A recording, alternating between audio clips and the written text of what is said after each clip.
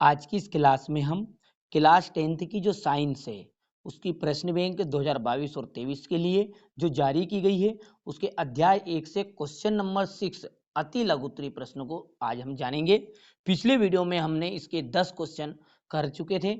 यदि आपने वहां वीडियो नहीं देखा तो डिस्क्रिप्शन में लिंक मिल जाएगी, वहां से देख लीजिएगा। अब जो हमारा स्टार्ट हो रहा है वहां 11वां क्वेश्चन से, यानी कि 11 क्वेश्चन से।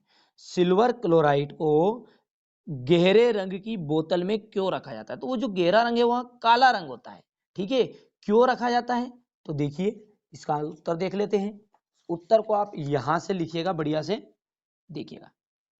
देखिए सिल्वर जो क्लोराइड है वहां बहुत ही धूप के प्रति संवेदनशील होता है, यानी कि सूरज की रोशनी जो है वहां सिल्वर क्लोराइड को तोड़ देगी और यहाँ सिल्वर में अलग बदल जाएगा और क्लोरीन अलग बन जाएगा। ठीक है भैया, तो जब ये सिल्वर क्लोराइड को सिल्वर और क्लोरीन में वापस तोड़ देगी तो पुनः हम मिला नहीं पाएंगे, यानी कि जो हम जानते हैं कि गहरा जो काला रंग होता है वहां सूरज की रोशनी को रोक देगा।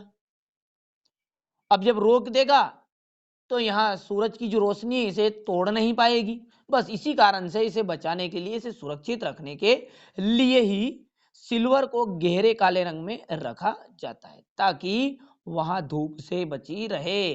तो सिंपल सी बात है, इतना ही लिखना है आपको कि सिल्वर क्लोराइड धूप के प्रति बहुत ही संवेदनशील होता है। सूरज की रोशनी सिल्वर क्लोराइड को सिल्वर और क्लोरीन में बदल सकती है। जैसा कि हम जानते हैं कि गहरा काला रंग जो होता है वह सूरज की रोशनी को रोक सकता है, इसलिए ही हम सिल्वर को गहरे काले रंग में रखा जाता है ताकि वो धूप से बची रहे। स्क्रीनशॉट आप लेते चलिएगा। ठीक है भैया, सारे क्वेश्चनों के आंसर के आपको स्क्रीनशॉट दिए जाएंगे, नोट्स उपलब्ध कराए जाएंगे। अगला जो क्वेश्चन है वहां है आलू चिप्स के जो पैकेट होते हैं, यानी कि आलू की जो चिप्स के पैकेट होंगे वहां नाइट्रोजन से प्रभावित उन्हें क्यों किया जाता है? तो देखिए हमने एक सेपरेट वीडियो में पढ़ा था कि तेल और वसा युक्त पदार्थों को नाइट्रोजन से क्यों प्रभावित करते हैं। तो यही इसका आंसर है। जो तेल और वसा किस में होती है? जो चिप्स होते हैं, पापड़ होते हैं, इनमें होती है। ठीक है भैया, तो आप इतना सा बदल दीजिएगा, यहाँ पर लिख दिएगा आलू चिप्स।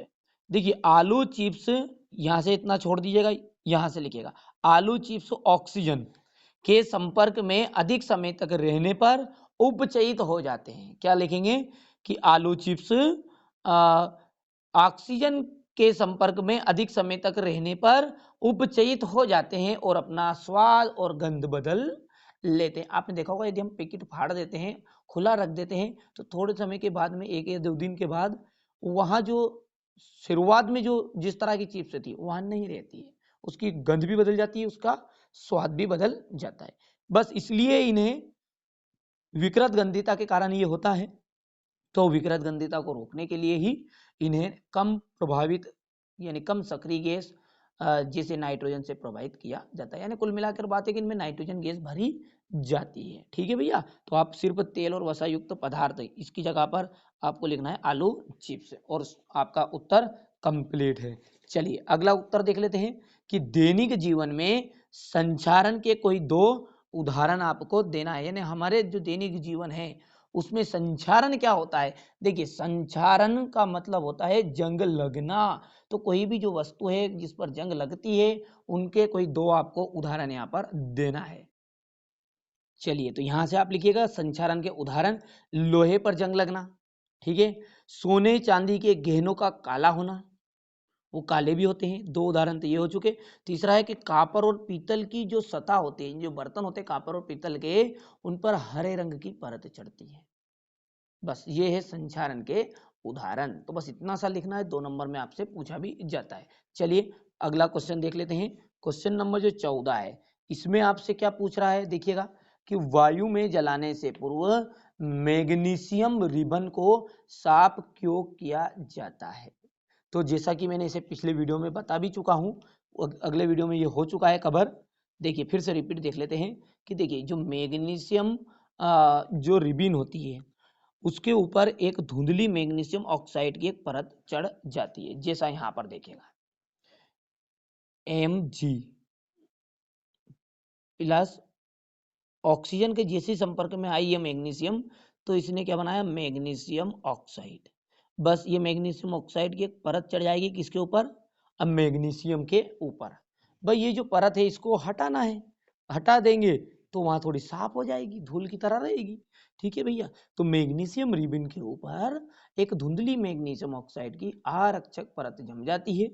उसे हटाने के लिए इसे साफ किया जाता है। यह जो परत होती है, यह परत मैग्नीशियम को ऑक्सीजन से क्रिया करने से रोकती है। स्क्रीनशॉट आप लेते चलिएगा, बढ़िया से नोट्स कंप्लीट करते चलिएगा। रासायनिक समीकरणों को संतुलित करना क्यों आवश्यक है, तो आप इसमें लिख दीजिएगा कि देखिए यहीं पर इसका उत्तर भी लिखा नीचे, द्रव्यमान के संरक्षण के नियम का पालन करने के लिए, द्रव्यमान के संरक्षण के नियम का पालन करने के लिए रासायनिक समीकरणों को संतुलित करना आवश्यक है। ठीक है भैया, चलिए इसके बाद अगला जो क्वेश्चन बोल रहा है, क्या बता रहा है कि पदार्थ के द्रव्यमान संरक्षण के नियम बताइए। कोई भी पदार्थ उसके द्रव्यमान संरक्षण के नियम बताना है, तो बहुत ही सिंपल है। देखिएगा इस सारे के उत्तर आपको मिलेंगे, बिल्कुल निश्चिंत रहिएगा। देखिए किसी अभिक्रिया में अभिकारक और उत्पाद, देखिए अभिकारकों का कुल द्रव्यमान और उत्पादों का कुल द्रव्यमान हमेशा बराबर होता है। यानी कि मान के चलिए यहां पर कार्बन है प्लस ऑक्सीजन है, क्या बनी है, CO2। तो इसमें जितने कार्बन के परमाणुओं की संख्या है, यानी परमाणुओं के द्रव्यमान रहेंगे, परमाणुओं की संख्या नहीं द्रव्यमान, तो ये जो द्रव्यमान है जितने रहेंगे उतने ही यहाँ पर रहेंगे। मान के चलिए C1 है तो यहाँ पर भी C1, O2 है तो यहाँ भी O2। यदि जैसे ये है Mg प्लस O2 तो यहाँ पर आ जाएगा MgO। अब यहाँ पर O के में द्रव्यमान की संख्या कितनी है, मान के चलिए 2 यहाँ पर दिख रही है, तो यहाँ पर कितनी हो गई, 1। तो इसलिए अपने को ऑक्सीजन भी 2 करना है, तो इसलिए आगे हम गुना करेंगे, तो इसे संतुलित करते हैं। ठीक है भैया, अब Mg कितने बार हो गया, 2 बार, तो 2 यहाँ पर कर दीजिए। ये क्या है, संतुलित करना होता है। बस इस नियम का पालन करने के लिए, कौन सा नियम है ये, द्रव्यमान संरक्षण का नियम। तो इसमें जो अभिकारकों का कुल द्रव्यमान रहेगा और इस तरफ वाले उत्पाद रहते हैं, तो उत्पादों का कुल द्रव्यमान हमेशा कैसा रहता है, बराबर रहता है। इसे द्रव्यमान संरक्षण का नियम कहते हैं। यह नियम 1756 ईस्वी में MV लेमो 900 ने दिया था। तो ये आपसे पूछेगा नहीं, इतना पूछेगा खाली बस। ठीक है, तो आप इसको अच्छे से कंप्लीट कर लीजिएगा। चलिए अगला क्या है, अभिकारक एवं उत्पाद क्या है। तो अभी तो मैंने इसमें बताया है, तो अभिक्रिया में भाग लेने वाले जो तत्व है, यहाँ पर देखिए, यहाँ पर ये हिस्सा कौन सा कहलाया आपका, अभिकारक, और ये हिस्सा उत्पाद। तो अभिक्रिया में भाग लेने वाले तत्व क्या कहलाएंगे भैया, अभिकारक। और अभिक्रिया के फलस्वरूप जो बनेंगे उन तत्वों को हम कहेंगे उत्पाद। क्या होता है, जब कैल्शियम कार्बोनेट को गर्म करते हैं, उसका रासायनिक समीकरण भी आपको देना है। देखिए बहुत ही सिंपल है, जो हमने पिछले वीडियो में देख भी लिया था। देखिए कैल्शियम कार्बोनेट है, इसको उष्मा देंगे, यही समीकरण लिखना आपको पहला ही। ठीक है भैया, कैल्शियम कार्बोनेट को जब उष्मा दी तो क्या बना, कैल्शियम ऑक्साइड, यानी इसके अंदर उष्मा समाहित हो गई। तो ये किसका उदाहरण हो गए हैं, उष्मा छेपी अभिक्रिया के। इन्हें वियोजन भी कहते हैं। वियोजन अभिक्रिया के अंतर्गत 2 प्रकार के, उष्मा शोषी और उष्मा छेपी। ठीक है भैया, तो देखिए तो ये क्या बन गया आपका, कैल्शियम ऑक्साइड है ना भैया। तो यहाँ पर से ये इतना आप कंप्लीट कर लीजिएगा। अगला देखते हैं क्या बोल रहा है कि Na2, ये यहाँ पर देखिए, यहाँ पर 2 लिखा है, ये 4 है जबकि। ठीक है, उक्त अभिक्रिया में उपचयित और अपचयित पदार्थों के नाम बताइए। तो इसका भी उत्तर यहाँ से आपको मिल जाएगा। यहाँ से देखिएगा, ये Na इसमें उपचयित है, O2 इसमें अपचयित, बस इतना सा लिखना है। इसमें पहला दिया, दो दिए गए, दोनों में से एक तो 100% परीक्षा में आएगा ही सही। ठीक है, चलिए इसके बाद में अगला जो क्वेश्चन है वहाँ 21वां प्रश्न है, अभिकारक एवं उत्पाद।